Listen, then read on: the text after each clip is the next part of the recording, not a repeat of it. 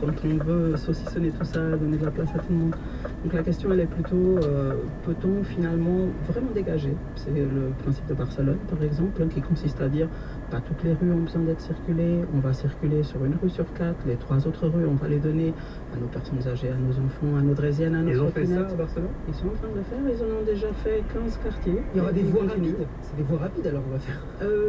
Non, c'est des voies circulées voiture-bus, Ouais. une voie sur 4 et puis 3 voies sur 4, donc 16 hectares quand même à chaque fois, hein, sont libérés dans le cœur des quartiers pour que les gens puissent aller à pied, un peu à vélo, un peu en trottinette. Ouais. Pardonnez-moi, c'est le paradis, mais juste je ne comprends pas mathématiquement où vont les voitures, tant qu'il reste des voitures. Sauf si tout le monde abandonne la voiture, et là ça fonctionne parfaitement, mais si on n'abandonne pas massivement la voiture très vite, les embouteillages vont congestionner la ville de manière terrible.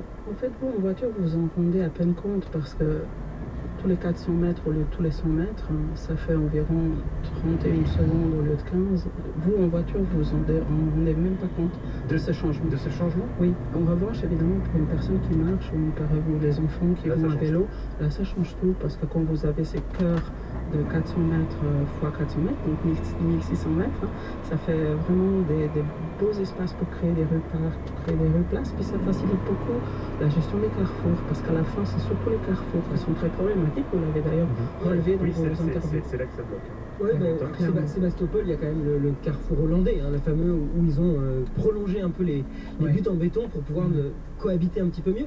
Mais le code de la rue, alors proposé par Anne Hidalgo, vous le voyez comment vous? C'est quoi l'avenir? On va avoir un permis à points de cycliste? Le code de la rue existe déjà depuis 2008. Le code de la rue a d'ailleurs été beaucoup modifié en France et il contient, de mon point de vue, déjà tous les éléments. Après, respecter le code de la rue, c'est une autre question plutôt. C'est la question de comment on le respecte et si on le respecte. Une question d'éducation peut-être dès l'école, et une éducation aux mobilités douces pour savoir qu'un vélo doit s'arrêter aussi à un feu rouge et qu'il n'est pas exempt de cette législation-là. C'est clair qu'il faut une culture de la marche du vélo, mais il faut aussi un vrai partage de l'espace. C'est difficile de partager quelque chose quand votre gâteau à vous est très petit et que le gâteau des autres est très grand. Ouais, non. On dit mobilité douce, mais ça coûte cher les mobilités douces aussi. Enfin, s'acheter un vélo électrique, c'est quand même un prix. S'acheter un scooter électrique, c'est quand même. C'est hors de prix. C'est hors de prix. Tiens à préciser. Faut être riche pour se déplacer en mobilité douce. S'acheter une voiture, ça coûte aussi très cher.